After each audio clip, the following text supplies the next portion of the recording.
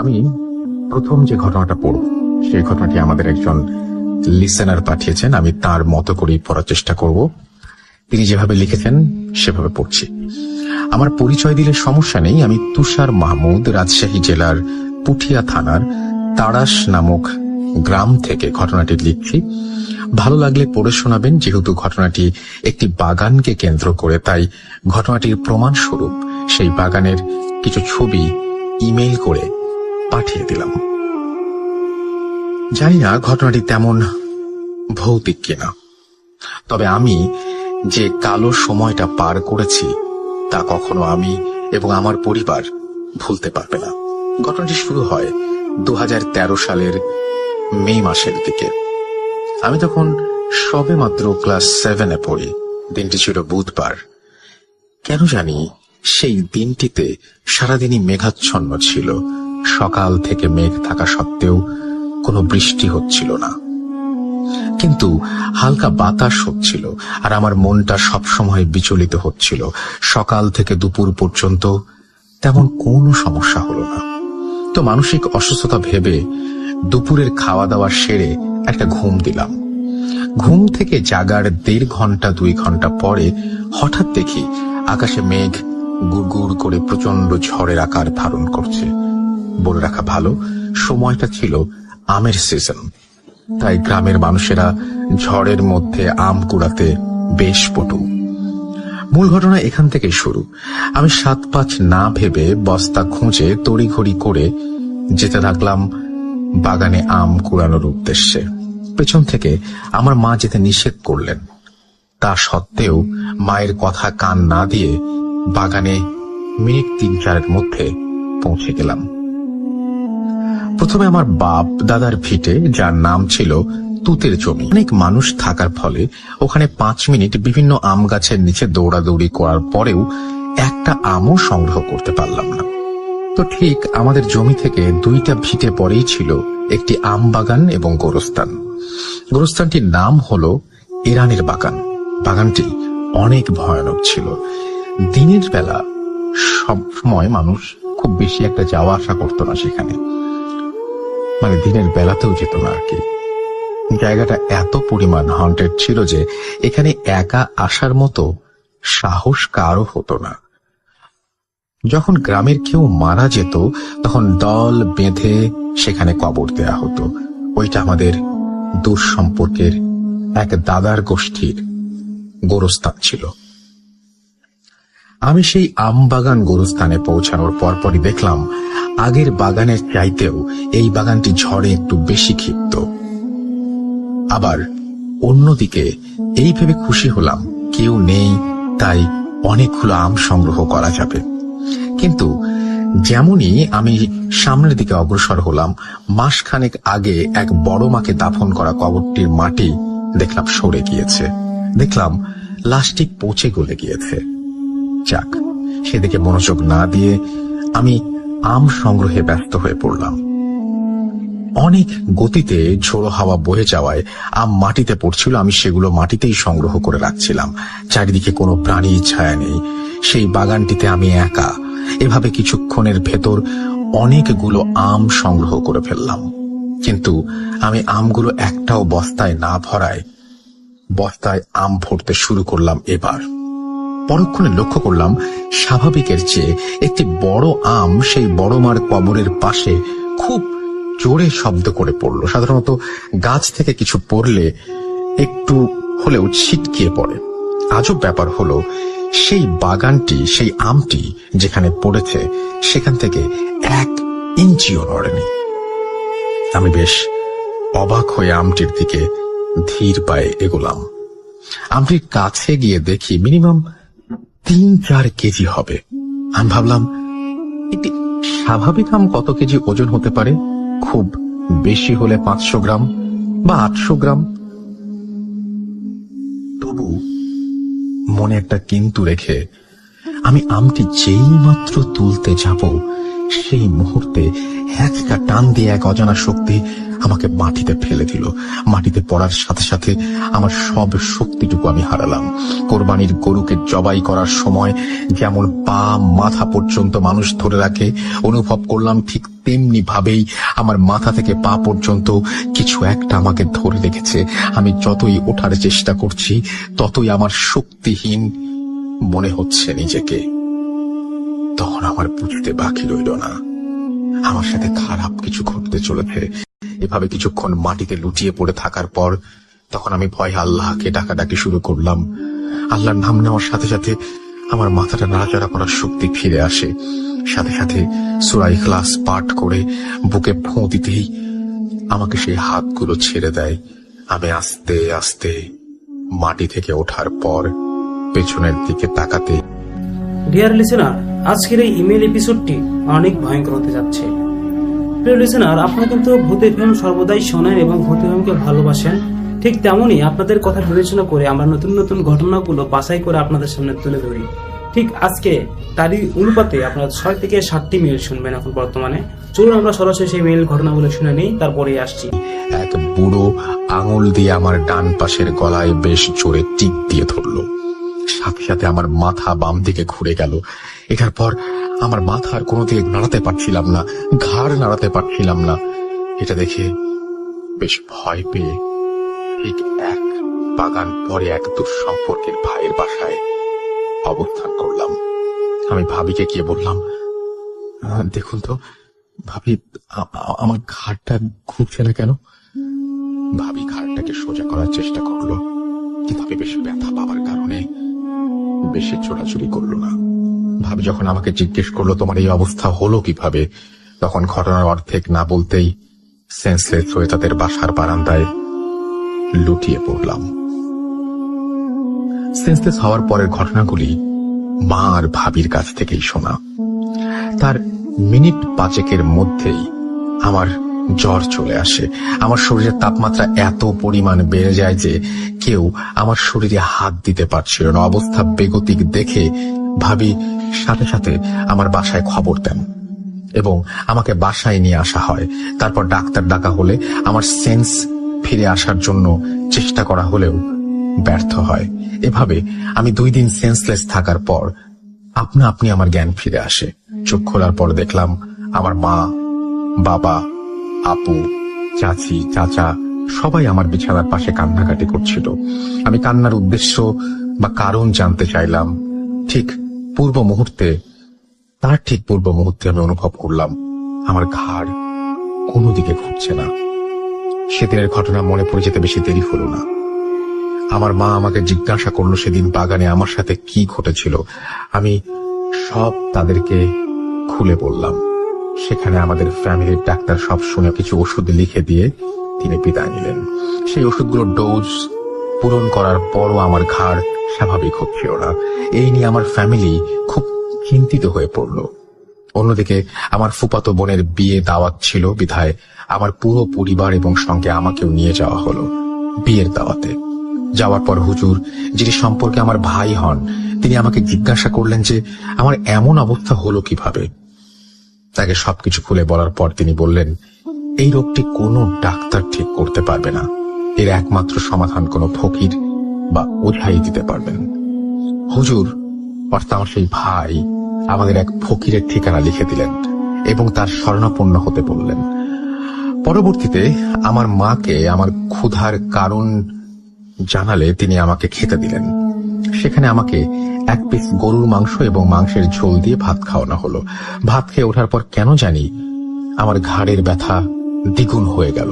যখন আমার ঘাড়ের ব্যথা সীমাহীন বা সহ্যহীন পর্যায়ে পৌঁছে গেল, তখন আমি জ্ঞান হারালাম।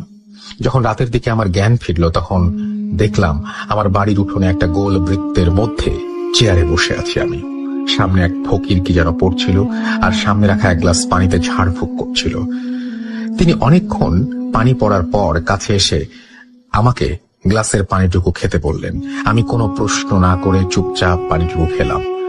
পানিটুকু খাওয়া শেষ করতেই অনুভব করলাম আমার ঘাড় স্বাভাবিক, অর্থাৎ ঘোরাতে পারছি, হালকা হয়ে গেছে। তারপর আমাকে বাড়ির বারান্দায় চেয়ারে বসিয়ে দেওয়া হলো। কিন্তু আশ্চর্যের ব্যাপার হলো ফকির নানা বারান্দায় 10 সেকেন্ডের মধ্যে ঘুমিয়ে পড়লেন। আমি কিছু বুঝতে পারলাম না।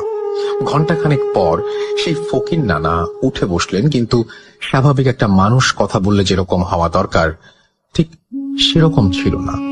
ততক্ষণে বুঝলাম জিনটি ফকির নানার শরীরে ভর করেছে।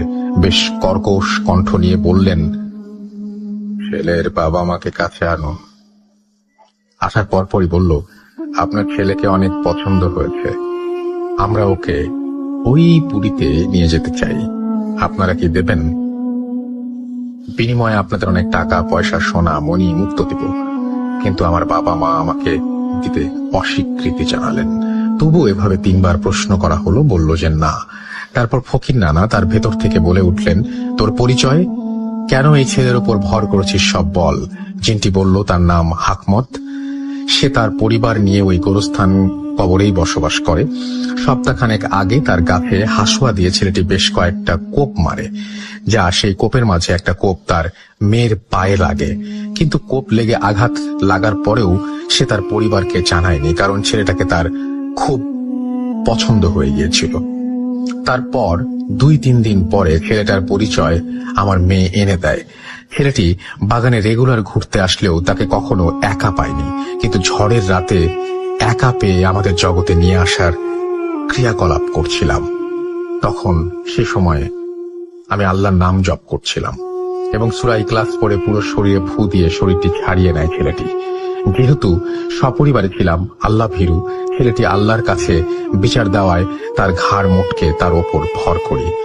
তাই আপনাদের কাছে একটাই চাওয়া, এই ছেলেকে আমরা নিয়ে যেতে চাই। সবকিছু শোনার পর ফকির নানাও আমাকে দিতে অস্বীকৃতি জানায়। তারপর বলা হয়, তুই অন্য কিভাবে এই ছেলেকে ছাড়বি? সেও আমাকে ছেড়ে দিতে অস্বীকৃতি জানায়। জিনটি বেশ কিছু শর্ত দেয়, ছেলের সাথে আমি সবসময় থাকবো, কিন্তু ক্ষতি করব না। মাসে একবার স্বপ্নে আসবো, তাকে আমি টাকা ধন দৌলতের লোভ দেখিয়ে যদি নিয়ে যেতে পারি তাহলে আপনারা কেউ বাধা দিতে পারবেন না।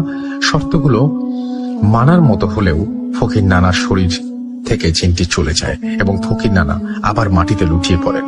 এইবার ফকির নানার 10 মিনিটে জ্ঞান ফিরল। তারপরে উঠে আমার হাতে এবং কোমরে 2টি তাবিজ বেঁধে দিলেন। তারপর থেকে প্রত্যেক মাসেই আমার স্বপ্নে হাকমত আসে, এসে টাকা সোনার লোভ দেখিয়ে তার সাথে যাওয়ার প্রস্তাব রাখে। হাকমতের এই স্বপ্নে আসা 7 বছর হলে নিরবিচ্ছিন্নভাবে এটা চলছে। আল্লাহর রহমতে আজ পর্যন্ত তার লোভে আমাকে ফেলতে পারেনি। সবাই দোয়া করবেন যেন সে আমাকে তার ফাঁদে কখনো ফেলতে না পারে। ফকির নানা এটা সমাধান রূপে বিয়ে করার পরামর্শ দিয়েছেন। এই ছিল ঘটনা। আমার কাছে আমাদের পরিবারের সাথে ঘটে যাওয়া আরো ভয়ঙ্কর ঘটনা রয়েছে, সময় পেলে লিখে পাঠাবো। ডিয়ার লিসেনার, আমরা এখন 2 নম্বর ইমেইল ঘটনাতে যাব, যেটা সরাসরি আর যে রাসেল ভাইয়া বলেছেন। চলুন আমরা সেই দ্বিতীয় ঘটনাটি শুনে আসি। এটা একটি মাটির ঘরকে নিয়ে ভয়ঙ্কর একটি ঘটনা লেখা। চলুন আমরা তার মুখে সরাসরি ঘটনাটা শুনে নেই। যেভাবে লেখা আছে আমি সেভাবেই পড়ছি। জন্মের পর থেকে আজ পর্যন্ত আমি সিলেট শহরে একটি পাড়াতেই আছি। জীবনে পার হয়েছে 18টি বসন্ত। 18 বছরের এই ছোট্ট জীবন অনেক কিছুর পরিবর্তন হতে দেখলেও আমার পাড়ার এক প্রান্তে থাকা একটা দোতলা বাড়ির কোনো পরিবর্তন হতে দেখেনি। ছোটবেলা থেকেই এই বাড়িটির প্রত্যেকটি জানালা খোলা দেখে আসছি। এই সুন্দর ছিমছাম অথচ ভয়ঙ্কর বাড়িতে কেউ থাকে না, এবং কেন থাকে না এটা ভেবে ছোটবেলায় বেশ অবাক হতাম। এই বাড়িটিকেই আজকে ঘটনার প্রোটাগনিস্ট বা অ্যান্টাগনিস্ট বলতে পারেন। আজকের ঘটনাটি কোনো নির্দিষ্ট ব্যক্তির কাছ থেকে শোনা নয়, আমার পাড়ার বেশ কয়েকজন সিনিয়র সিটিজেনের মুখ থেকে শুনেছি এই বাড়ি সম্পর্কে। এই ঘটনা অনেকের মুখ থেকে শুনেছি। এভাবে বাড়িটিকে ঘিরে ঘটা বেশ কিছু ঘটনা জোগাড় করে তা সংকলিত করে পাঠালাম। নিজের মতো করেই লিখলাম। ঘটনার পুরোটাই ঘটেছে আমার জন্মের আগে। শব্দ চয়ন ও বানানে কোনো ভুল থাকলে মার্জনা করবেন। যাই হোক, গৌরচন্দ্রিকা দীর্ঘায়িত না করে ঘটনায় যাওয়া যাক। 1999 সাল আমাদের পাড়ায় এক মধ্যবয়স্ক দম্পতি পাড়ার এক কোনায় থাকা পরিত্যক্ত 6 শতক জমি কিনে সেখানে বাড়ি করে বসবাস শুরু করেন। তাদের ছিল একটি মেয়ে। নতুন বাড়িতে ওঠার পর 4-5 মাসের মধ্যেই তারা তাদের মেয়ের বিয়ের আয়োজন শুরু করেন। মেয়েটির বিয়ে হয়ে যায়, কিন্তু বিয়ের পর সেই মেয়েটি সুখে ছিল না। শ্বশুর শাশুড়ি ভালো মনের মানুষ হলেও স্বামী ছিল ভীষণ লোভী। সে বারবার টাকার জন্য মেয়েটিকে বাপের বাড়িতে পাঠাতো। পর্যাপ্ত টাকা পয়সা না নিয়ে আসলে মেয়েটিকে শারীরিক ও মানসিকভাবে নির্যাতন করত। এক সময় অত্যাচার আর সহ্য করতে না পেরে মেয়েটি তার সমস্ত জিনিসপত্র নিয়ে বাধ্য হয়ে সেখান থেকে তার বাপের বাড়িতে চলে আসে। তার স্বামীও খবর পেয়ে সেখান থেকে গোপনে ওৎ পেতে থাকে এবং গভীর রাতে তার শ্বশুর শাশুড়ি ও স্ত্রীকে খুন করে। তারপর সে সমস্ত টাকা পয়সা ও সোনাদানা নিয়ে পালিয়ে যায়। কিছুদিন পর আশেপাশের বাড়ির লোকজন ওই বাড়ি থেকে খুব বাজে গন্ধ পাওয়ায় ওই বাড়ির ভেতরে প্রবেশ করে। বাবা মা ও মেয়ের গলিত লাশ আবিষ্কার করে। এরপর পুলিশে খবর দেওয়া হয়। পুলিশ এসে তাদের লাশ নিয়ে যায় এবং বাড়িটি যেভাবে ছিল সেভাবেই রেখে শুধু গেটের তালা দিয়ে বাড়িটা সিলগালা করে চলে যায়। ঘটনা 1। প্রায় 6 মাস পর ওই বাড়িটি ঠিক পাশের টিন শেড বাড়িটি বিক্রি করে দেওয়া হয়। এবারে এক দম্পতি বাড়িটি কিনে নেন এবং ওই টিন শেড বাসা ভেঙে 3 তলা দালান নির্মাণ করেন। তখন তারা ওই পাড়াতেই একটা ভাড়া বাড়িতে থাকতো। অনেক শ্রমিক লাগিয়ে বেশ তাড়াতাড়ি বাড়িটি বানানো হয়ে যায়। বাড়ি পুরোপুরি রেডি, শুধু রং বাকি। বাড়ি রং করতে মাত্র 2 জন রং মিস্ত্রি আসায় রং করতে তুলনামূলক বেশি দিন লাগছিল। একদিন কাজ শেষ করতে করতে একটু রাত হওয়ায় ওই দম্পতি সেই রাতে তাদের জন্য ওই বাড়ির বারান্দায় ঘুমানোর ব্যবস্থা করে দেয়। মাঝরাতে ঘুমোতে যাবার আগে কোনো এক রং শ্রমিক সিগারেট খাবার ইচ্ছে হলো। সে সিগারেট ও ম্যাচ হাতে ছাদে উঠে যায়। ছাদে গিয়ে সে সিগারেট জ্বালিয়ে ম্যাচটা না নিভিয়েই ওই পুরনো ভবনে ছুড়ে দেয়। পরদিন সকালে ঘুম থেকে ওঠে সেই শ্রমিক এবং দেখে সে বারান্দায় একা, পাশের জন নেই। সে খুঁজতে শুরু করলো। খুঁজতে খুঁজতে সে ছাদে চলে যায়। গিয়ে আবিষ্কার করলো তার সাথে শ্রমিকটি প্রান্তে চৈতন্যহীন হয়ে পড়ে আছে। ঘটনা 2। পরবর্তীতে ওই নতুন বাড়িতে সেই দম্পতি বসবাস শুরু করে। তাদের 2 ছেলে। বড় ছেলে ঢাকা বিশ্ববিদ্যালয়ে পড়তো আর ছোট ছেলে ছিল উচ্চ মাধ্যমিকের ছাত্র। ছোট ছেলেটি বিড়াল খুব ভালোবাসতো এবং বাড়িতে 3-4টি পোষা বেড়াল ছিল। একদিন ওই বেড়ালগুলো সন্ধ্যার সময় ছাদে উঠে ছাদের কোণায় থাকা টবে গিয়ে একটা ছোট গাছে চড়ে লাফঝাপ করছিল। বেশি নড়াচড়ার কারণে এক পর্যায়ে টব সহ ওই বাড়ির বিড়ালটি পিছলে ছাদ থেকে ফসকে পড়ে যায়। ওই সিলগালা করা বাড়ির আঙিনায় তারা গিয়ে পড়ে। সাথে সাথে ওই বিড়ালগুলো প্রচন্ড জোরে চিৎকার করে ওঠে। সে কেবল 1 মুহূর্তের জন্য। 1 মুহূর্ত পরে সব থেমে যায়। চিৎকার শুনে বাড়ির লোকজন বিড়ালগুলোকে খুঁজতে শুরু করে, কোথাও পায় না। পরের দিন সকালে দেখা গেল পরিত্যক্ত বাড়ির গেট থেকে ঠিক 1 হাত সামনে খুব যত্ন করে সারি করে গুছিয়ে 3টি বিড়ালের লাশ। প্রত্যেকটা বিড়ালকে ঘাড় মোটকে মারা হয়েছে। যেটা আরো আশ্চর্যের বিষয় সেটা হলো বিড়ালগুলোর শরীরে 1 ফোঁটা রক্তও নেই। শুকনো ঠনঠনে জায়গায় বিড়ালের মৃত শরীরগুলো এমন ভাবে সাজিয়ে রাখা হয়েছে যে দূর থেকে দেখলে মনে হয় 3টি বিড়াল খুব আরাম করে ঘুমোচ্ছে। অবাক করা ব্যাপার হলো বাড়িটি কিন্তু সিলগালা করাই রয়েছে। বিড়ালগুলো ওই বাড়িতে আটকে পড়ে ওদের কেন মেরে এখানে রেখেছে সেটা কেউ বুঝতে পারছিল না। ঘটনা 3। ঘটনা 1 বর্ণিত পরিত্যক্ত বাড়ির পাশে থাকা সেই 3 তলা বিল্ডিং। এই বিল্ডিং এ একটি বাসায় নতুন ভাড়াটিয়া ওঠে। সেই পরিবারে ছিলেন স্বামী স্ত্রী, তাদের কলেজ পড়ুয়া ছেলে ও মেয়ে এবং 80 বছরের এক দাদু। এছাড়াও এক যুবক ভৃত্য ছিল যার কাজ ছিল সর্বক্ষণ ভৃত্যের খেয়াল ও যত্ন রাখা। ভৃত্যটি কাজকর্ম ও আচার ব্যবহার ভালো হলেও মনে মনে সে বাড়ি থেকে চুরি করে পালিয়ে যাবার ফন্দি আঁটছিল। কিছুদিন পর ভৃত্য একদিন সুযোগ বুঝে আলমারির চাবি চুরি করে বাড়ির টাকা পয়সা ও সোনাদানা সরিয়ে ফেলে। কিন্তু পালাতে গিয়ে সে বাসার কর্তা গিন্নির নজরে পড়ে যায়। 1 নজর দেখেই স্বামী স্ত্রী কারো বুঝতে বাকি রইল না যে ছেলেটি চুরি করে পালাচ্ছে। তারাও ছেলেটিকে ধাওয়া করে। পালানোর পথ না পেয়ে চাকরটি শেষমেশ ছাদে উঠে যায় এবং সেখান থেকে লাফ দিয়ে ওই সিলগালা করা বাড়িটির আঙিনায় পড়ল এবং 1 মুহূর্ত পরেই তীব্র স্বরে আর্তনাদ করে উঠল। পরদিন সকালে ওই পরিত্যক্ত বাড়ির গেটে ঠিক 1 হাত সামনে পাড়ার লোকজন ভৃত্যটির মৃতদেহ আবিষ্কার করে, ঠিক সেই জায়গায় যেখানে বিড়ালগুলো পড়েছিল। কিন্তু ভয়ের ব্যাপার হলো তার লাশটিও পুরোপুরি ফ্যাকাশে, একটুও রক্ত নেই, শরীরে কোনো ক্ষত বা আঘাতের চিহ্ন নেই। এটা যে কোনো মানুষের কাজ নয় সেটা বুঝতে কারো বাকি রইল না। ঘটনা 4। এক সময় আমাদের এলাকায় ছিচকে চোরের উপদ্রব বেড়ে গিয়েছিল। সে কারণে পাড়ার কিছু কিছু বাড়িওয়ালা কুকুর পুষতে শুরু করে। পরপর 3টি অদ্ভুত ঘটনা ঘটার পরও পাড়ার এক বাড়িওয়ালা কিছুতেই বিশ্বাস করতে পারছিলেন না যে ঘটনাগুলো অস্বাভাবিক। তিনি সিদ্ধান্ত নিলেন তার কুকুরের একটি বড় বাচ্চাকে তিনি ওই বাড়ির ভেতরে ছেড়ে দেবেন। যেই ভাবা সেই কাজ। ওই বাড়ির পাঁচিল খুব বেশি উঁচু নয়, তাই কুকুরটিকে পাঁচিল টপকিয়ে বাড়ির ভেতরে পাঠিয়ে দিল এবং তাড়াতাড়ি উঠলেন তিনি তার বাড়ির ছাদে কি হচ্ছে তা দেখার জন্য। তিনি দেখলেন কুকুরটি কিছুক্ষণ বাড়ির উঠোনে ঘোরাঘুরি করলো। হঠাৎ করে কুকুরটি গলা ছেড়ে বীভৎস রকমের চিৎকার শুরু করলো। দেখে স্পষ্ট বোঝা যাচ্ছিল ভয়ানক কিছু একটা দেখলে কুকুর যেভাবে রিয়্যাক্ট করে সেটাই হচ্ছে। সেই বাড়িওয়ালা খুব ভয় পান, কারণ কুকুরটির সামনে তিনি কিছু দেখতে পাননি। তাহলে এমন কি দেখেছে কুকুরটি যে ভয় পাচ্ছে তা উনি ঠাহর করতে পারছিলেন না। কুকুরটি সর্বশক্তি দিয়ে দৌড়ে পাঁচিলের দিকে আসতে চাইল, কিন্তু পারল না। বাউন্ডারি ওয়াল পর্যন্ত পৌঁছানোর আগেই কুকুরটি মাটিতে শুয়ে পড়ে প্রচন্ড জোরে হাত পা ছোড়াছুড়ি করতে লাগলো। মুরগির গলা কেটে ফেললে যেভাবে ডানা চাপড়া থাকে এবং মারা যায়, ঠিক সেভাবে কুকুরটিও চিৎকার করছিল আর ছটফট করতে করতে নিস্তেজ হয়ে গেল। পরদিন ভোরবেলা ওই বাড়িওয়ালা মর্নিং ওয়াক করতে বের হন।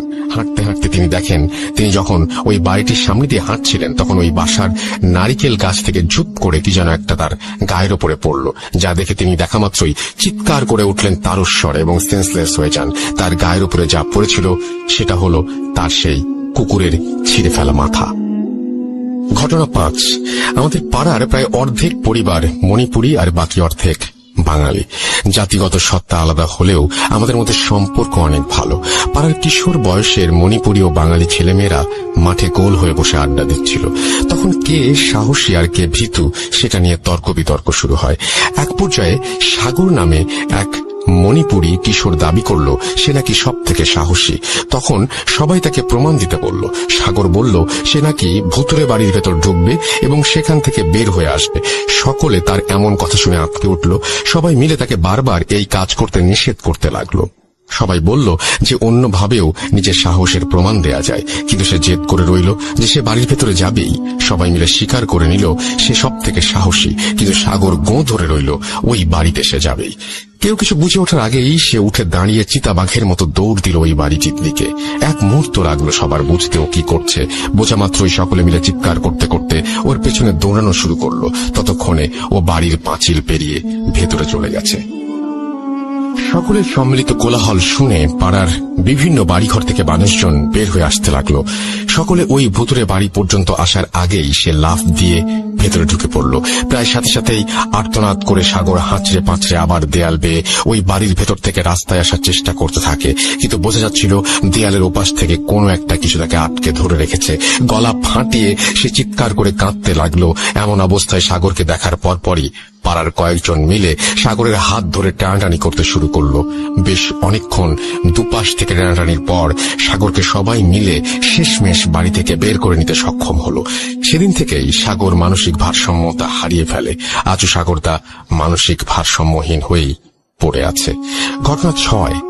1 বছরের মধ্যে পরপর এভাবে বাড়িটিকে ঘিরে বিচ্ছিন্ন ঘটনা ঘটার ফলে পাড়ার সবাই নড়ে চড়ে বসেন এবং একটি সমাধানের আসার পরিকল্পনা করেন।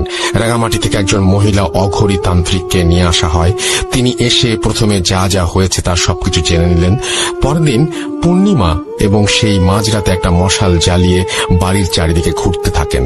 অনেকবার ঘোরার পর তিনি সবাইকে ঘুমিয়ে পড়তে বলেন এবং পরদিন সকাল 8টায় পাড়ার বড় মাঠে সবাইকে ব্যাপারটি জানাবেন বলে জানান। পরদিন 8টা সকলে অধীর আগ্রহ নিয়ে অপেক্ষা করছে কি হয় সেই রহস্য জানার জন্য। তান্ত্রিক এলেন। তিনি বললেন, তোমাদের পাড়ার ওই বাড়িটি থেকে এই সমস্যা দূর করা সম্ভব নয়, কারণ ওই বাড়িতে অর্ধ শতাধিক শক্তিশালী জিন মিলেমিশে বাস করে। এরা কখনো কারো ক্ষতি করবে না, কিন্তু যদি কোনো মানুষ বা প্রাণী ওদের শান্তি নষ্ট করে তাহলে ওরা সেই মানুষের ক্ষতি করবে, এমনকি মেরেও ফেলতে পারে। যেমন একদিন রাতে তোমাদের কারো বাসার একজন চাকর এখানে মারা গেছে। সে ছাদ থেকে লাফ দিয়ে বাড়িতে ঢোকার পর দৌড়াতে দৌড়াতে এখানে একটি বাচ্চা জিনকে পা দিয়ে পিষে ফেলে। সাথে সাথে সেখানকার জিনেরা মিলে তাকে জমের দুয়ারে পাঠিয়ে দেয়। লিসেনার, ঘটনাগুলো শুনলেই হবে না, একটু আপনাদেরকে বলতেও হবে ঘটনাটি কেমন লাগছে। লাইক কমেন্ট তো করতে হবে ভাই। চলুন আবার রানিং করা যাক ঘটনাটি। তেমনি বিড়ালগুলো সেখানে জিনকে আছড়ে দিয়েছিল বা কারো স্পর্শ লেগেছিল, সেই জন্য বিড়ালদের সাথেও এই দুর্গতি হয়। একটি সাধারণ জিনকে কাবু করাই অনেক ঝুঁকিপূর্ণ ব্যাপার, আর এখানে তো 50টিরও বেশি শক্তিশালী জিন। যদি আমি এদের কোনো ব্যাপারে কোনো হস্তক্ষেপ করি, কয়েক পলকের মধ্যে আমাকে সহ এই পাড়ার সকলকে মেরে ফেলারও ক্ষমতা রাখে ওরা। কাজেই আমার মনে হয় সব থেকে ভালো হয় যদি তোমরা কখনো ওদের বিরক্ত না করো। কেউ আর কোনোদিন ভুলেও ওই বাড়ির সীমানার ভেতরে ঢুকবে না বা ওই বাড়িতে কোনো কিছু ফেলবে না। যেভাবে বাড়িটা আছে সেভাবেই থাকুক, তাহলেই সবার মঙ্গল। এই বলে সেই অঘরীতান্ত্রিক চলে যান। তারপর থেকে আজ পর্যন্ত সেই বাড়িটি ওইভাবেই পড়ে আছে। দীর্ঘ 21 বছরে এই বাড়িতে আর কখনো কারো পা পড়েনি। এই ছিল আমার হ্যালোইন স্পেশাল পর্ব উপলক্ষে ঘটনা। দীপ্ত সিলেট, তারপরে তিনি তার ফোন নাম্বার এবং ইমেল অ্যাড্রেস শেয়ার করেছেন। আমরা চলে যাব আমাদের পরবর্তী ঘটনায়। ঘটনাটি আমাদের পাঠিয়েছেন সাবিত ময়মনসিং থেকে এবং তিনি লিখেছেন, আমি মোহাম্মদ সাবিত আলম, ঘটনাটি ময়মনসিং থেকে লিখছি। আজ আমি আপনাদের সাথে আরো একটি ঘটনা নিয়ে আবারও ফিরে এসেছি। এই ঘটনাটি আমি কালেক্ট করেছি আমার এক পরিচিত বড় ভাইয়ের এক্স কলিগের কাছে। আমি আর কথা না বাড়িয়ে ঘটনার প্রেক্ষাপট ও সরাসরি ঘটনায় চলে যাচ্ছি। আজ থেকে প্রায় 3-4 সপ্তাহ আগে আমি সন্ধ্যার দিকে বাইরে বের হয়ে পরিচিত এক বড় ভাইয়ের সাথে দেখা করতে চাই। ব্রহ্মপুত্র নদের ধারে সিঁড়িতে বসে চা খেতে খেতে আড্ডা দিচ্ছিলাম আমরা, আমি আর বড় ভাই আর বড় ভাইয়ের এক্স কলিগ। আমার বড় ভাইয়ের কলিগের নাম রেজওয়ান। কিছুটা সময় আড্ডা দিতে দিতে রেজওয়ান ভাইয়ের ফোনে একটা কল আসে আর উনি রিসিভ করে কথা বলেন। কথার ফাঁকে উনি যা বলছিলেন তা কিছুটা এমন শোনাচ্ছিল, জি আম্মু, হুজুরের পরে কি বলেছেন? আচ্ছা, ইনশাআল্লাহ আসর কেটে গেছে। ওনার এই কথা শুনে আমিও বড় ভাই কিছুটা কৌতূহলী হয়ে ওনাকে জিজ্ঞেস করি, আসর কেটে গেছে বলার কারণ কি? উনি শুরুতে বলতে চাইলেন না, কারণ উনি চাইছিলেন না ওনাদের সাথে যা ঘটেছিল সেটি মনে করতে। কিন্তু পরিবেশটা এমনই ছিল যে উনি আমাদের জোড়াজুড়িতে শেষমেশ বললেন, ঠিক আছে ঠিক আছে, সংক্ষেপে বলবো, আর আমার কথার মাঝে কোনো কথা বলবো না, চা নিয়ে আসো। বলছি। আমি দুই বড় ভাইয়ের জন্য চা আনতে চলে যাই। 5-6 মিনিট পরে চা নিয়ে ফিরে এসে দুজনের হাতে 2টি কাপ দিয়ে আমি সিঁড়ির ওপর বসে পড়লাম। এরপর রেজওয়ান ভাই ওনার কথা শুরু করলেন। একটা কথা একটু বলে নিতে চাই, আমি যখন ঘটনাটি শুনছিলাম তখন নদীর ওই পার থেকে প্রচুর পরিমাণে শিয়ালের ডাক ভেসে আসছিল, আর চারপাশে ঝিঝি পোকা আর ব্যাঙের ডাক যেন পরিবেশটাকে একেবারে ঘটনা শোনার জন্য তৈরি করে রেখেছিল। আপনারাও ইমাজিন করুন আর ঘটনাটি শুনুন। চলে যাই রেজওয়ান ভাইয়ের ঘটনায়। ঘটনাটি উনি যেভাবে আমাকে বলেছেন আমি ঠিক সেভাবে লিখে উপস্থাপন করার চেষ্টা করছি। ভুল ত্রুটির জন্য ক্ষমা চেয়ে নিলাম। ঘটনাটিতে কয়েকটি চরিত্র আছে, তাই সবাইকে মনোযোগ দিয়ে শোনার অনুরোধ করছি। বলছেন রেজওয়ান ভাই, আমি তখন বরিশাল বিভাগের একটি কুরিয়ার সার্ভিসে কাজ করি। চাকরিটা ভালোই ছিল, কিন্তু একটা জিনিস খারাপ লাগলো যে রোজ একই ধরনের রুটিন। এভাবে আস্তে আস্তে আমিও আমার কলিগরা যেন হাঁপিয়ে উঠছিলাম। কিন্তু এই একঘেয়েমি কেটে যায় কোরবানি ঈদের ছুটিতে বাড়ি গিয়ে। এছাড়াও ঈদের 2 দিন পরে 6 জন মিলে একটি ট্যুরও দেই আমরা রিফ্রেশমেন্টের জন্য। ট্যুর থেকে ফিরে প্রায় 4 দিন আমি বাড়িতেই ছিলাম। 1 বছর 9 মাসের মতো হবে আমার বিয়ে হয়েছে, কিন্তু ওয়াইফের সাথে বেশি সময় স্পেন্ড করতে পারিনি দূরে চাকরি করার জন্য। যথারীতি ঈদের ছুটি শেষ হয়ে যায় আর আমিও আমার কলিগ সবাই আমাদের চাকরির স্থানে আবারও যোগদান করি। বলে রাখা ভালো যে আমি বরিশালে একটি মেসে থেকে চাকরি করতাম। মেসের একটি রুম আমি একাই নিয়েছিলাম আমার প্রাইভেসির জন্য। মেসের আর বাকিরা অবশ্য আমার কলিগের মাঝেই 2-3 জন ছিল। ওনারাও সিঙ্গেল রুম করেই থাকতেন, যেহেতু সবাই চাকরিজীবী। বাড়ি থেকে মেসে ফেরার পর কয়েকদিন কেটে যায়। এরপর একদিন মেসে আমার বাজারের ডেট পড়ে। আমার রুটিন মতো আমি বাজারের দিকে রওনা হলাম। বাজারে গিয়ে মাছ কিনতে গিয়ে এক বৃদ্ধ চাচার কাছে আমি দেখলাম মোটামুটি বড় সাইজের ইলিশ মাছ দেখে মনে মনে ভাবলাম, এহে, কতদিন খাই না, দেখি যদি একটা নিতে পারি। এই ভেবে আমি চাচার দিকে এগিয়ে গিয়ে চাচাকে জিজ্ঞেস করলাম, কি চাচা, ইলিশ কত করে দিচ্ছেন? উত্তরে উনি বললেন, স্যার 200 টাকা কেজি। ওনার এই দাম চাওয়ার কথা শুনে আমি ভ্যাবাচাক খেয়ে যাই আর ভাবতে থাকি, কি বলে 500 টাকার উপরে দাম, আর উনি 200 টাকা চাচ্ছে। মনে হয় বোকা, একটু দামাদামি করি। এই বলে আমি চাচাকে বললাম, কি বলেন চাচা, 100 টাকা করে দিয়েন, দিলে কয়েক কেজি নিব, চলবে? উনি আমার দিকে হাসি ভরা মুখে তাকিয়ে বললেন, যান স্যার, আপনি দিনের প্রথম খদ্দের, যান 90 টাকা করে রাখবো। আমি মনে মনে নিজেকে অনেক বড় ভাবতে থাকি আর এদিক ওদিক তাকিয়ে ওনাকে 5 কেজি মাছ মাপতে বলি, এই ভেবে যে ফ্রিজে রেখে অনেক দিন খাওয়া যাবে আর দামটা একেবারেই সস্তা। অনেক বড় দাও মেরেছি আজকে। চাচা মাছ মাপছিলেন, এমন সময় আমার ফোনে আমার মেসমেটের কল আসলো। আমি ফোন ধরতেই সে আমাকে জিজ্ঞেস করলো আমি মেইন দরজার চাবি নিয়ে এসেছি কিনা। আমি বললাম, হ্যাঁ আমি চাবি নিয়ে এসেছি। সে তখন আমাকে জানালো যে ভুলে চাবি নিয়ে বের হইনি, তাই আমি যেন সন্ধেবেলা তার সাথেই বাড়ি ফিরি। আমিও সম্মতি দিয়ে ফোন রেখে মাছওয়ালা চাচার দিকে তাকাই, কিন্তু আমি সেখানে মাছের ঝুড়ি আর মাছওয়ালা চাচাকে দেখতে পাই না, বরং তার পাশে দেখতে পাই কয়েকজন যুবক মাছ বিক্রেতাকে, যে ইলিশ মাছ মাপছিল দাড়ি পাল্লায়। আমি ওনাকে দেখে ভাবলাম যে চাচা হয়তো বাথরুমে বা অন্য কোথাও গেছে, তাই এই যুবক মাছ বিক্রেতাকে মনে হয় মাছ মাপতে দিয়ে গেছেন। আমার ভাবনা শেষ হতেই মাছ বিক্রেতা আমার ব্যাগে মাছ ঢেলে টাকা চাইলেন। আমি 5 কেজি 90 টাকা করে ধরে 450 টাকা দিলাম, কিন্তু এই 450 টাকা দেখে সে আমাকে বলল, 8 টাকা কই স্যার? আমি বিরক্ত হয়ে বললাম, কি বলছেন, চাচা তো 90 টাকা কেজি করে বলছিলেন, সেই অনুযায়ী 450 টাকাই হয়। আমার কথা শুনে মাছ বিক্রেতা আমাকে বদ্ধ উন্মাদ ভেবে বলতে লাগলো, স্যার কি স্বপ্ন দেখতেছিলেন? 500 টাকা কইরা তো 2500 টাকা হয়, আর আপনি আমারে 450 টাকা দিতেছেন, এইটা তো 1 কেজিরও দাম না। আমি ওনাকে এবার ধমক দিয়ে বলি, আরে থামেন তো, চাচা কোথায়? যার সাথে দাম দর করেছিলাম ওনাকে ডাকেন। মাছ বিক্রেতা তখন অন্য মাছ বিক্রেতাদের দিকে তাকাচ্ছিলেন আর আমাকে এসে হঠাৎ বলল, স্যার এখানে কোনো বুড়া চাচা নাই, আমরাই রোজ এখানে মাছ বেচি। আপনি এইখানে আয়সা আমার ঝুড়ির পাশে দাঁড়ায়া নিজে নিজেই কি সব বলতেছিলেন, আর হঠাৎ কইরাই 5 কেজি মাছ মাপতে বলে ফোন হাতে সামনে আগায় গেছিলেন। ওনার কথা শুনে আমি নিজের কান আর চোখে বিলিভ করতে পারছিলাম না, কিন্তু অগত্যা আমাকে 2500 টাকা দিয়েই 5 কেজি ইলিশ আনতে হলো। সেদিন আমি আর অফিস করিনি, সারাদিন এই মাছের ঘটনাটা ভাবছিলাম আর প্রচন্ড মাথা ব্যথায় ভুগছিলাম। সন্ধ্যার পরে সবাই ফিরে এসে দেখে আমি 5 কেজি ইলিশ নিয়ে ফিরে এসেছি, আর এটা দেখে ওরা আমাকে বকাবকি করে কিছুটা। আমি মন খারাপ করে একটু জলদি সেদিন শুয়ে পড়ি আর ঘুমিয়ে পড়ি। মাঝরাতে হঠাৎ আমার দরজায় কেউ নক করলো। কয়েকবার নকের আওয়াজ শুনে আমার ঘুম ভাঙলে আমি প্রচন্ড মাছের গন্ধ অনুভব করতে থাকি আর দরজার দিকে তাকিয়ে জিজ্ঞেস করি, কে কে বাইরে, এত রাতে কি চাই?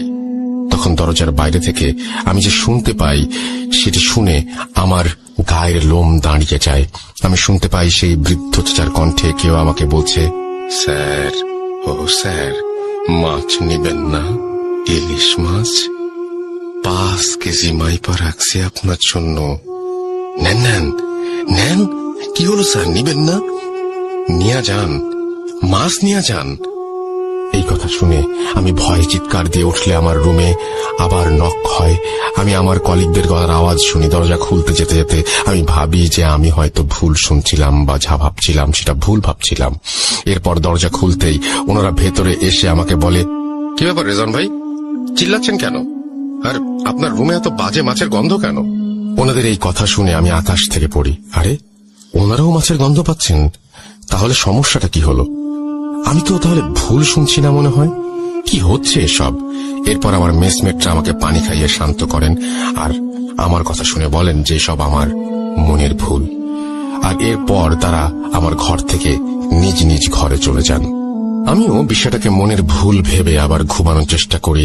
যখন হালকা তন্দ্রাচ্ছন্ন হয়ে পড়ি, তখনই আমার রুমের চারপাশ থেকে ফিস ফিস প্রতিধ্বনি শুনতে পাই। মাছ, মাছ, ইলিশ মাছ নেবেন না, নেবেন না স্যার, আপনাকে নিতেই হবে, দাম করেছেন, এখন না নিলে খারাপ হবে। মাছ নেবেন না স্যার, ইলিশ মাছ। এমন ভাবে শব্দটা হচ্ছিল যেন মনে হচ্ছিল আমি কোনো হরর মুভির থিয়েটারে, আর চারপাশ থেকে হরিফিক সব সাউন্ড ভেসে আসছে। আমি আবার ঘুমিয়ে পড়ি। রুমের লাইট জ্বালিয়ে ঘড়ির দিকে তাকিয়ে দেখি 3:15 বাজে। ঘুম থেকে উঠে ঘড়ি দেখার সাথে সাথেই আমি আবার বিছানায় পড়ে যাই। আমার চারপাশ ব্ল্যাক আউট হয়ে যায়, আর আমি দেখতে পাই যে আমার রুমে আমি বিছানায় বসে, আর আমার বারান্দার দরজার সামনে সেই মাছ বিক্রেতা দাঁড়িয়ে। সে আমাকে খুব কঠিন গলায় বলছে, স্যার, মাছ তো আপনাকে নিতেই হবে। যদি নেন আপনি বেঁচে যাবেন, আর না নিলে কেউ বাঁচবে না। আমি তাকে বললাম যে আমি মাছ নেব না। তখন সে আমাকে বলল, নিবি না? ঠিক আছে, এবার দেখ কি হয়, দেখে নিস তুই। এই কথা বলে সেই মাছ বিক্রেতা মনে হলো হাওয়ায় মিলিয়ে গেল। আর আমারও মাথায় কিছু ছিল না, আমি মনে হয় ঘুমিয়ে গিয়েছিলাম। আমি যখন ঘুম থেকে উঠি তখন দেখি আমার পাশে একজন মেসমেট বসে আছে, আর আমি চোখ খুলতেই সে আমাকে দেখে আলহামদুলিল্লাহ বলল। আমার বিছানার সামনের দেয়ালের অ্যানালগ ঘড়ি থাকায় আমি দেখলাম 5:50 বাজে, অর্থাৎ ভোর। কিন্তু আমার মেসমেট আমাকে যা বলল তাতে আমি নিজেকে আর ধরে রাখতে পারছিলাম না। আসলে সময়টা ছিল সন্ধ্যা 5:50, অর্থাৎ আমার জীবন থেকে 14টি ঘন্টা গায়েব হয়ে গেছে। আমার মেসমেটদের বক্তব্য ছিল যে আমি দুপুর অব্দি রুমের দরজা না খোলায় তারা বাড়িওয়ালার কাছ থেকে ডুপ্লিকেট চাবি এনে দরজা খুলে দেখে আমি মেঝেতে পড়ে আছি, আর আমার হাতে মাথের আঁশ লেগে আছে। এরপর থেকে তারা আমাকে বিছানায় উঠিয়ে আমার হাত পরিষ্কার করে রান্নাঘরে খাবার রান্না করতে গেলে দেখে ফ্রিজ থেকে ইলিশ মাছ বের হয়ে মেঝেতে পড়ে আছে, আর একটা মাছের গায়ে কোনো আঁশ ছিল না।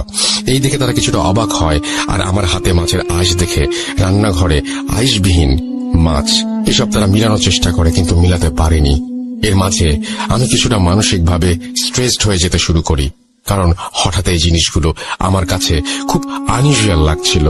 আর আগেও কখনো আমার সাথে এমন কিছু হয়নি। ভয়ও পাচ্ছিলাম, মানসিক আঘাতও পাচ্ছিলাম একই সাথে।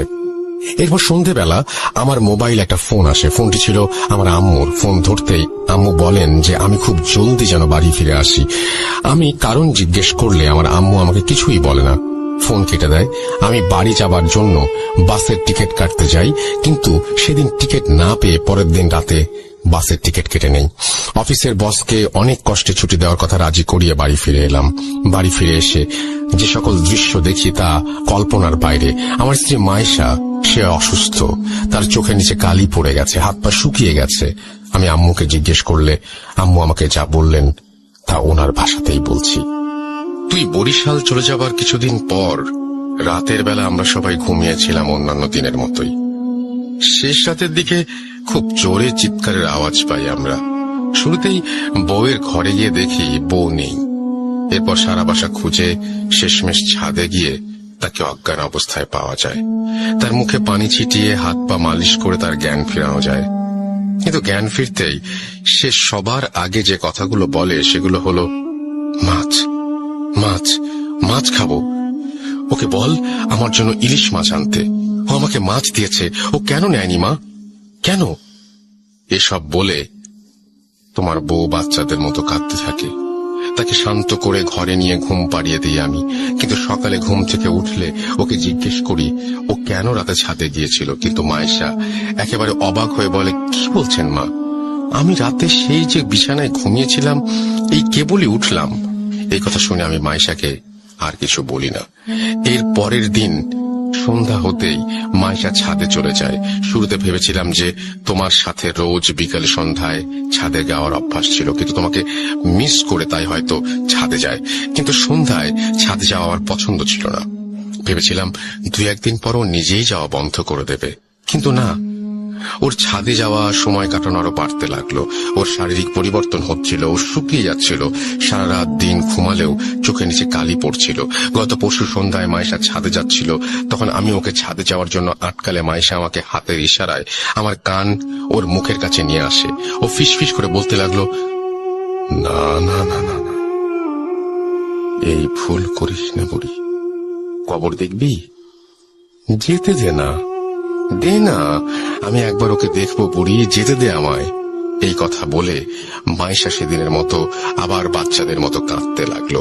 এরপর সে ছাদে চলে যায়। রাতের বেলা ঘরে ফিরে মায়েশা তোমার বোনের ঘরে যায়। তোমার বোন তখন তার রুমে টেবিলে বসে পড়ছিল।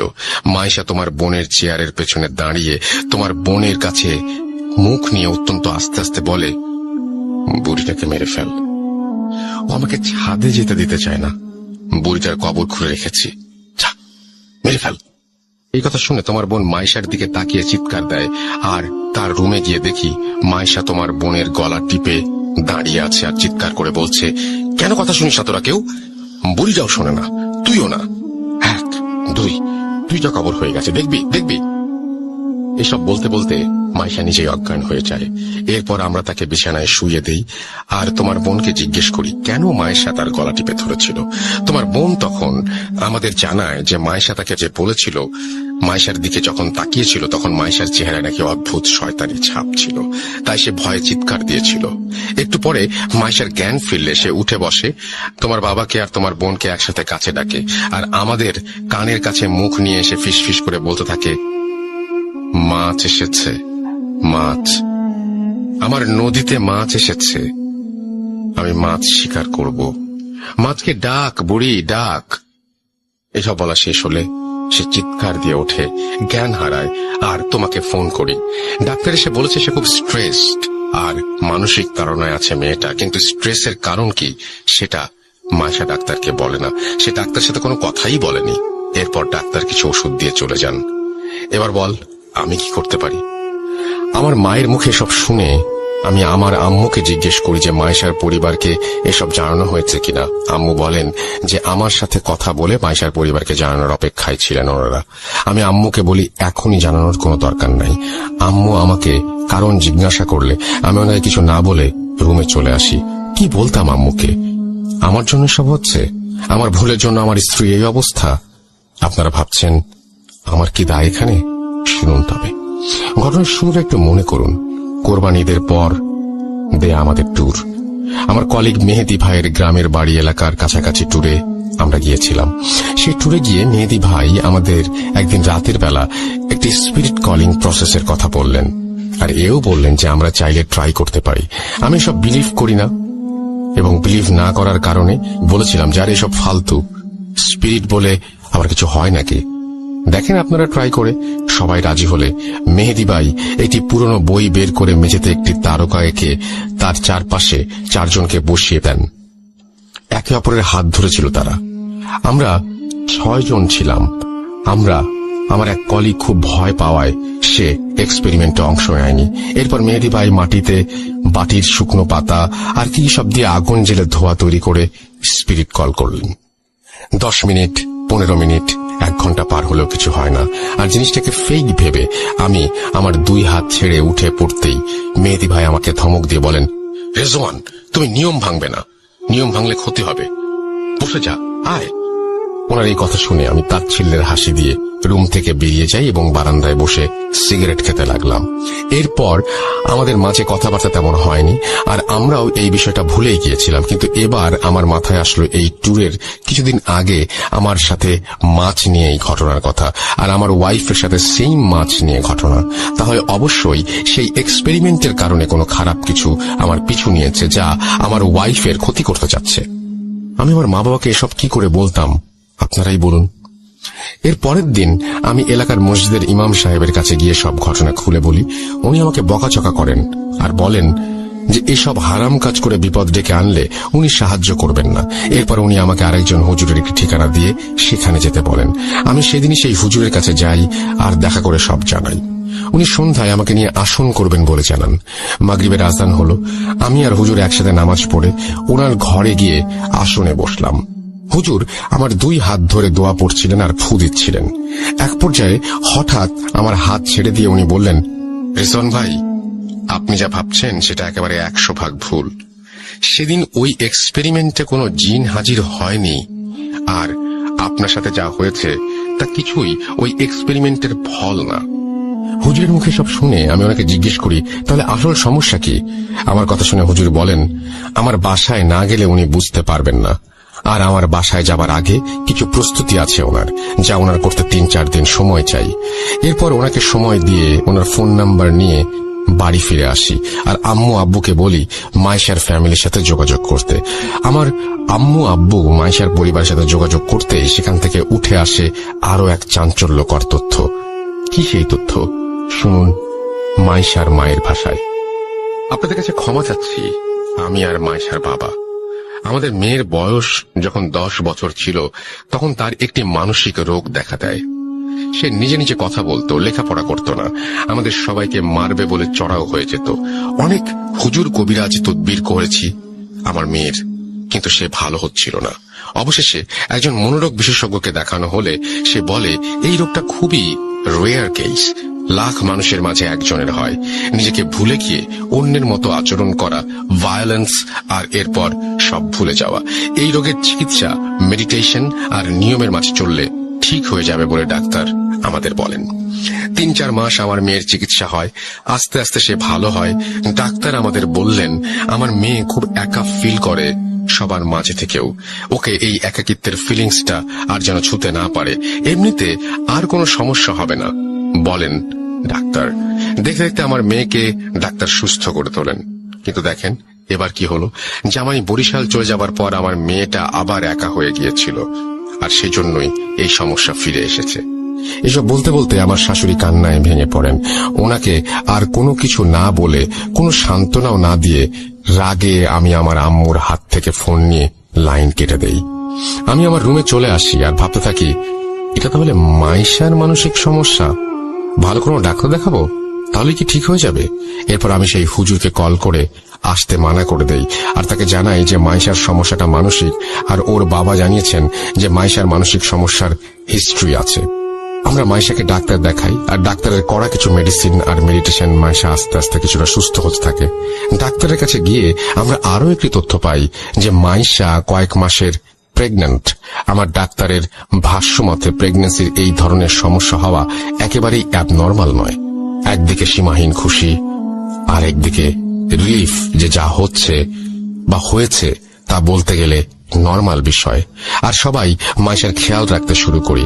আমি রোজ সন্ধ্যায় মাইশাকে নিয়ে ছাদে গল্প করি, যত্ন নেই, নিয়ম করে খাওয়ানো, মেডিসিন দেয়া, সবকিছু খেয়াল রাখতাম আমরা সবাই।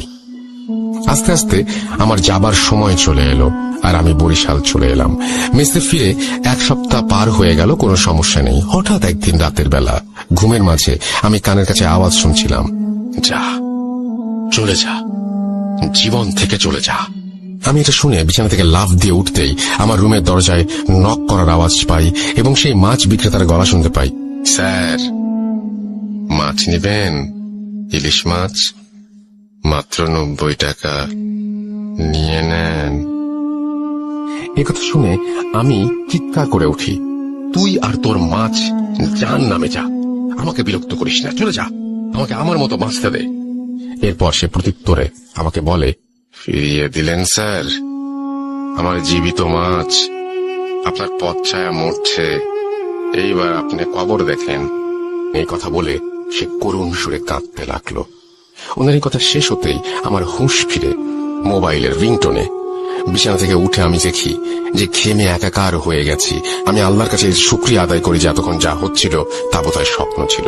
এই ভাবতে ভাবতে আমি মোবাইল হাতে নিয়ে দেখি আব্বুর ফোন তোতে আব্বু কান্না স্বরে আমাকে বলে, বাবা রেজওয়ান, যত তাড়াতাড়ি পারো চলে আসো, তোমার বাচ্চা নাই। এই কথা শুনে আমার হাত থেকে ফোন পড়ে যায়, আমার পায়ের নিচে মাটি সরে যায়। আমি এই মাত্র স্বপ্নে দেখলাম আমাকে কবর দেখানো হবে, আর আমার বাচ্চা এই দুনিয়াতে নেই। কিভাবে কি হলো জানার জন্য আমি বাড়ির উদ্দেশ্যে রওনা দিলাম। বাসে করে যাচ্ছিলাম, কিন্তু আমার কানের চারপাশে আওয়াজ আসছিল, স্যার মাছ, আমার মাছ নেন স্যার, আমার মাছ নাই, আজকে আপনার মাছ শিকার করলাম, মাছ মাছ মাছ মাছ। এই বলে বাতাসে মিশে যাচ্ছিল সেই আওয়াজ, আর হালকা করে শুনতে পাচ্ছিলাম, নিলেন না। এরপর আমি ঘুমিয়ে যাই বাসের জার্নিতে। বাস থামলে বাড়ি পৌঁছে আমি আমার বোনকে পাই বাড়িতে একা। এরপর আমি তাকে নিয়ে হাসপাতালের উদ্দেশ্যে রওনা হই। রাস্তায় আমার বোনের মুখে আমি সব ঘটনা শুনি। তার ভাষ্য মতে আমি ঘটনাগুলো বলছি। ভাইয়া, তুমি যেদিন চলে গেলে সেদিন রাতে আমি পানি খেতে উঠে ডাইনিং এ গিয়েছিলাম। গিয়ে দেখি মাইশা ভাবি ডাইনিং এর একটি চেয়ারে বসে আছে। ওনাকে ওভাবে আমি ভয় পেয়ে যাই দেখে ওনাকে জিজ্ঞেস করি যে উনি কেন ওখানে এত রাতে বসেছিলেন। উনি আমাকে ইশারায় ওনার মুখের কাছে আমার কান নিয়ে যেতে বললেন। আমি কান ওনার মুখের কাছে নিয়ে যেতেই উনি বলেন, মাছ খাবি? ইলিশ মাছ। আমার পেটে মাছ আছে একটা, আমি কেটে বের করে দেই, তুই রান্না কর, আর বুড়িটাকে কবর দে। কিরে, কবর দে ওকে। আরে কি ভাবছিস, দে। এই বলে উনি মেঝেতে বসে পড়েন আর মাটিতে আঁচড়ে আঁচড়ে বলতে লাগলেন, এই দেখ আমি কবর খুঁড়ছি, মাছটাকে বের করব, কবর দিতে হবে যে। যা বুড়িটাকে ডেকে আন। উনার এই আচরণ দেখে আমি চিৎকার করে উঠলে আম্মু আব্বু ডাইনিং এ এসে মাইশা ভাবিকে ধরে তার বিছানায় নিয়ে যান। মাইশা ভাবি আব্বু আম্মুকে গালাগাল দিচ্ছিলেন আর বলছিলেন, তোরা কেউ মাছ খাস না, তোদের ছেলে খায় না, মেয়ে খায় না, আর তোরাও খাস না। তোদের ছেলেকে কত করে বললাম আমার মাছ নিয়ে যেতে, কিন্তু ও নেয়নি, তাই আমি তোর ছেলের মাছ নিয়ে যাব। দেখ দেখ ওই যে কবর খুঁড়ে রেখেছি, মাছ কবর দেব। এসব বলে ভাবি জ্ঞান হারান। ওনার পাশে সেদিন আমরা সারা রাত বসেছিলাম। সকালে উঠে ভাবি আমাদের বলেন যে রাতের বেলা উনি ছাদে গেলে আমাকে বলেন আম্মু আব্বুকে মেরে ফেলতে, আর তোমাকেও যেন মেরে ফেলা হয়। এরপর ভাবিকে ডাক্তারের কাছে নিলে ডাক্তার কিছু ওষুধ দিয়ে পাঠিয়ে দেন। এরপর আমি সারাদিন ভাবির এই সমস্ত সমস্যার দেখাশোনা করি। একদিন রাতের বেলা ওনাকে কোথাও খুঁজে পাওয়া যাচ্ছিল না। ছাদে গিয়ে দেখা যায় উনি ছাদের কোণে বসে ধারালো লোহার টুকরা দিয়ে নিজের হাত খোঁচাচ্ছেন আর পেটে খোঁচাচ্ছেন, আর পেট থেকে বের হওয়া রক্ত খাচ্ছেন। এসব দেখে আমরা খুব ভয় পাচ্ছিলাম, কিন্তু ডাক্তার বলছিলেন যে প্রেগন্যান্সির অনেক সমস্যাই হয়, আর তুমিও 2-1 দিন হলো চাকরিতে ফিরে গেছো, তাই তোমাকে আর ফোন করে বলিনি। কারণ এমন বারবার ছুটি নিলে তোমার চাকরি কিভাবে থাকবে, সংসারই কিভাবে চলবে। এরপর একদিন রাতের বেলা আমি আমার রুমে ঘুমাচ্ছিলাম। হঠাৎ আমার রুমে কুকুরের ডাক শুনে আমি লাফ দিয়ে বিছানা থেকে উঠে যাই, আর আমার রুমে কুকুরের ডাক কোথা থেকে এলো দেখতে থাকি। এর মাঝে হঠাৎ পচা মাছের গন্ধ দিয়ে আমার রুম ভরে যায়। আমি বিছানা থেকে উঠার জন্য পাশ ফিরতে দেখি মাইশা ভাবি বাজে হাসি নিয়ে আমার পাশে শুয়ে আছেন, আর কুকুরের আওয়াজটা উনিই মুখ দিয়ে করছিলেন।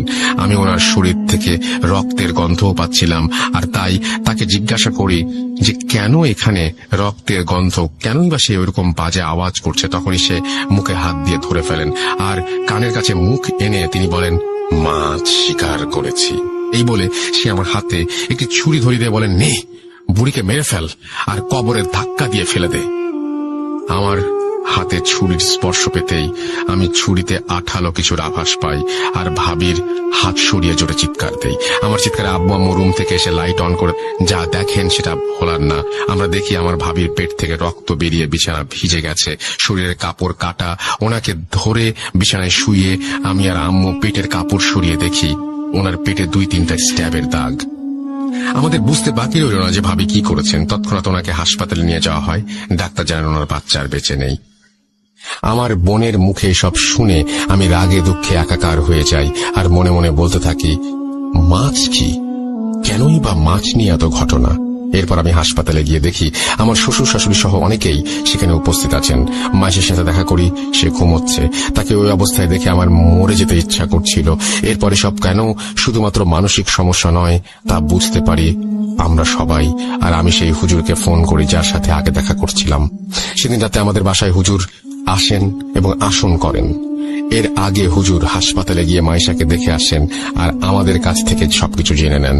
আমাদের বাসায় এসে হুজুর আসন করেন, আর কিছুক্ষণ পরে উনি বলতে শুরু করেন ওনার কথা।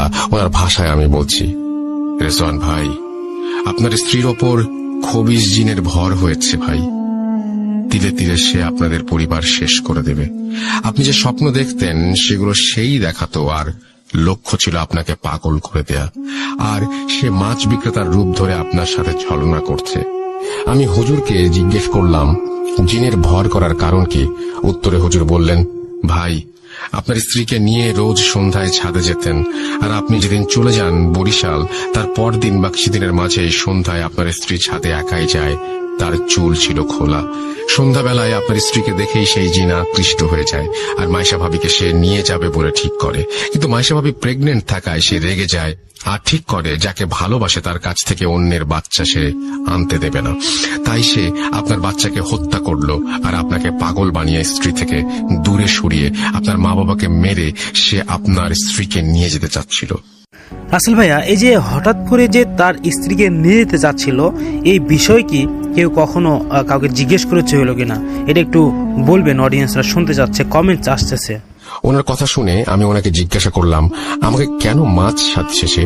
হুজুর বললেন, ওই মাছের মাধ্যমে জিন আপনাকে বশ করে পাগল বানাতে চাইছিল, কিন্তু আপনি সেই মাছ না নেয়ায় সে আপনাকে ধোঁকা দেয়, এই বলে যে আপনার মাছ মারবে। আসলে আপনার মাছ হচ্ছে আপনার সন্তান, যাকে ইতোমধ্যে সে মেরে ফেলেছে। এরপর এই সমস্যার পরিত্রাণ চাইলে হুজুর আমাদের বলেন যে এর একমাত্র সমাধান হচ্ছে রুকাইয়া। আমরা যারা মুসলমান আছি, যারা সবাই জানি যে রুকাইয়া জিনিসটা আসলে কি, যারা জানেন না তাদের জন্য বলছি, রুকাইয়া হচ্ছে মুসলিম এক্সোরসিজম বা জিন ছাড়ানোর প্রসেস। ঘটনায় ফিরি, যেহেতু মাইশা অসুস্থ ছিল, তাই হুজুর আমাদের বলেন 15 দিন পর মাইশার রুকাইয়া হবে, আর এই 15 দিন মাইশাকে চোখে চোখে রাখতে হবে। হুজুর একটি তাবিজ আমাদের দিয়ে বলেন যে মাইশা যতদিন হাসপাতালে থাকবে ততদিন যেন এই তাবিজ ওর কাছে থাকে, আর উনি আমাদের বাসা বন্ধ করে দিয়ে যান, যেন মাইশা বাসায় আসলে আপাতত 15 দিন বাসায় কোনো সমস্যা না হয়। এরপর মাইশা বাসায় ফিরে এলে 15 দিন পর এক শুক্রবারের সন্ধ্যায় হুজুর 4 জন হুজুরকে নিয়ে মাইশার রুকাইয়া করার জন্য আমাদের বাসায় আসেন। মাইশাকে বোরখা পরিয়ে আমি আমার আম্মু আর আব্বু আর বোন মিলে আমার ঘরে নিয়ে আসি আর ওনাকে বিছানায় বসাই। হুজুর একটা ইসলামিক বই বের করলেন আর লাইট অফ করে কয়েকটা মোমবাতি জ্বালিয়ে আমাদের বললেন, যাই হয়ে যাক ভাবিকে ছাড়বেন না, মায়া করবে, কান্নাকাটি করবে, ভয় দেখাবে, আঘাত করবে, কিন্তু আপনারা দুর্বল হবেন না। এরপর হুজুর বাকি 4 জন হুজুরকে বললেন মোমবাতি নিয়ে রুমের 4 কোণায় গিয়ে দাঁড়াতে। এরপর সবাই সবার হাতে থাকা বই খুলে দোয়া আর সূরা পড়তে শুরু করলেন। আমি আর আমার আব্বু সহ আমার বোন মাইশাকে ধরে রেখেছিলাম। দোয়া পড়ার সাথে সাথেই মাইশার শরীর ভিজে যাচ্ছিল ঘামে, আর মাইশা মুখ দিয়ে এমন শব্দ করছিল যেন সে নিঃশ্বাস নিতে পারছে না। দেখে মনে হচ্ছিল মাইশা খুব কষ্ট হচ্ছে। এরপর মাইশা ঘাড় ঘুরিয়ে আমার কানের কাছে বলতে লাগলো, স্যার, মাছ কিন্তু নিয়ে ফেলেছি, এবার বড় মাছ নিব। হুজুর কি করবে? ও তো নিজেই নিজের রক্ষা করতে পারবে না, ওই দেখ হুজুর কবরে। এই বলে সে আমার চেহারা বরাবর একটি ফু দিল। আমি বেহুশের মতো হয়ে গিয়েছিলাম আর দেখতে পেয়েছিলাম এক জঙ্গলে পড়ে আছি, আর আমার সামনে একটি কবর খোঁড়া, কবর একটি লাশ যার মুখের দিকে কাফন খোলা। লাশটি ছিল সেই হুজুরের। এই দেখে আমি চিৎকার করে উঠি আর আমার মনে হতে লাগলো আমার উপর বৃষ্টি পড়ছে। হঠাৎ আমার হুঁশ ফিরে এলো। আমি দেখলাম হুজুর আমার হাত ধরে ঝাঁকি দিয়ে বলছেন, ভাই বলেছিলাম না ধোঁকা দিবে, শক্ত হন। এরপর হুজুর আবার দোয়া পড়তে লাগলেন। আমি চোখ বন্ধ করে মাইশাকে ধরেছিলাম। কিছুক্ষণ পর আমার কানে সেই বৃদ্ধ মা চলার আওয়াজ শুনতে পাই, যাচ্ছি, আমি চলে যাচ্ছি, কিন্তু তোর সন্তানকে সাথে নিয়ে যাচ্ছি।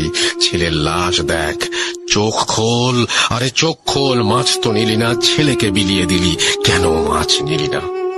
আমি মাইশার মুখে এসব শুনে চোখ খুলিনি, আর মাইশা আস্তে আস্তে নিস্তেজ হয়ে গেল। রুমের চারপাশ থেকে উচ্চ স্বরে শুনতে পেলাম, আলহামদুলিল্লাহ, আল্লাহু আকবার। এরপর হুজুর আমাকে চোখ খুলতে বলেন। চোখ খুলতেই আমার আম্মুকে দেখলাম রুমের লাইট অন করতে, আর আমার বোন পানি এনে মাইশার মুখে ছিটিয়ে দিল। আমি আর আম্মু মাইশার হাত মালিশ করতে লাগলাম। একটু পর ওর জ্ঞান ফিরে এলো।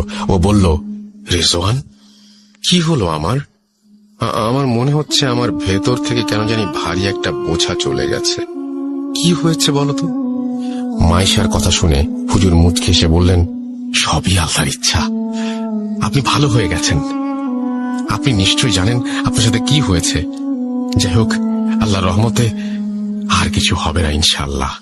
আপনাকে একটা তাবিজ দিচ্ছি, 7 দিন পর খুলে ফেলবেন, আর কখনোই সন্ধ্যার পর ছাদে যাবেন না। এই বলে তাবিজটা দিয়ে হুজুর চলে যান। রেজওয়ান ভাই এইটুকু বলে দীর্ঘশ্বাস ফেলেন। ঘটনাটি ঘটেছে কয়েক বছর আগে। আমি আজও ভুলতে পারিনি কিছুই। বাজারে গিয়ে এখনো মাছ কেনার সাহস হয় না আমার। আমার নিষ্পাপ বাচ্চাটা আর দুনিয়ায় নেই, সব ভেবে কেমন যেন লাগে। আমি একটা কথাই আমার বোনদের উদ্দেশ্যে বলতে চাই যে সন্ধ্যার পরে কেউ ছাদে যাবেন না খোলা চুলে, মাথায় কাপড় দিয়ে রাখবেন। গুরুজনের কিছু কথা আসলেই মেনে চলা উচিত। মনে রাখবেন, যা রটে তা কিছুটা বটে। আর একটা কথা, একটা ভুল যে কারো জীবন ছারখার করে দিতে পারে। মাইশা এখন ভালো আছে, আমার বাবা মাও ভালো আছে, কিন্তু আজও আমার কোনো সন্তান নেই। এই বলে রেজন ভাই ওনার ঘটনা শেষ করেন। এরপর নদীর পাড় থেকে উঠে আমার এক পরিচিত বড় ভাই আর রেজন ভাইয়ের কাছ থেকে বিদায় নিয়ে বাড়ির দিকে চলে আসি। তো এই ছিল ঘটনা, এবং আপনি ভেবে দেখুন যে কি চমৎকার একটা ঘটনা, কি চমৎকার ভাবে তিনি লিখেছেন। And thank you very much আপনাকে। আপনি পুঠিয়া রাজশাহী জেলা অর্থাৎ আমের শহরের মানুষ আপনি, এবং আম নিয়ে এই ঘটনাটা লিখেছেন। এবং আপনার ঠিকানাও যে জায়গাটা, সেটা হচ্ছে আমগাছি রোড, তারাস, বানেশ্বর, পুঠিয়া রাজশাহী। চমৎকার, অনেক অনেক ধন্যবাদ আপনাকে। আপনার পরবর্তী ঘটনার প্রত্যাশায় রইলাম। আমরা চলে যাব আমাদের পরবর্তী ঘটনায়। আসসালামু আলাইকুম রাসেল ভাইয়া, আমি মাহমুদ শোয়েব বরাবর আবারও বগুড়ার এয়ারপোর্ট এলাকা থেকে বলছি। প্রতিদিনে পাঠানো এটা আমার 24তম এপিসোড। রাসেল ভাইয়া, আপনাকে এর আগের ঘটনায় বলেছিলাম যে আমি ভূত.com-এ যাওয়া আসি করছি। এটা জেনে অনেকে আমাকে তাদের সাথে ঘটা ভয়ঙ্কর ঘটনাগুলো পাঠাচ্ছেন। আমি আপনার থেকে অনুমতি নিয়েছিলাম যে ভাইয়া আপনি যদি অনুমতি দেন তাহলে আমি তাদের ঘটনা সিলেক্ট করে পড়ে ভালো লাগলে আপনাকে পাঠাবো। তো রাসেল ভাইয়া, এই ঘটনাটি পাঠিয়েছেন আমাদেরকে বরিশাল থেকে একটি ভাইয়া, যার ঘটনাটা আসলে অনেক ভালো লাগার মতো। আমি এই ঘটনাটি রেকর্ড করে না করে পারলাম না রাসেল ভাইয়া। আমি সরাসরি ঘটনায় যাব। ঘটনা যদি ভালো লাগে তাহলে অবশ্যই ঘটনাটি সিলেক্ট করবেন এবং প্রচার করবেন। রাসেল ভাইয়া, এই ঘটনাটা একটা হচ্ছে প্রত্যন্ত গ্রামের পুকুর কেন্দ্রিক ঘটনা। বরিশালের এক প্রত্যন্ত গ্রাম, নাম হচ্ছে চণ্ডীপাশা। যারা বরিশালে থাকেন তারা এই গ্রামটা চেনেন অবশ্যই। চারপাশে এই গ্রামের ধান ক্ষেত এবং মাঝখানে একটা বিশাল পুকুর আছে। সেই পুকুরটার নাম ছিল রাসেল ভাইয়া কুলসুম পুকুর।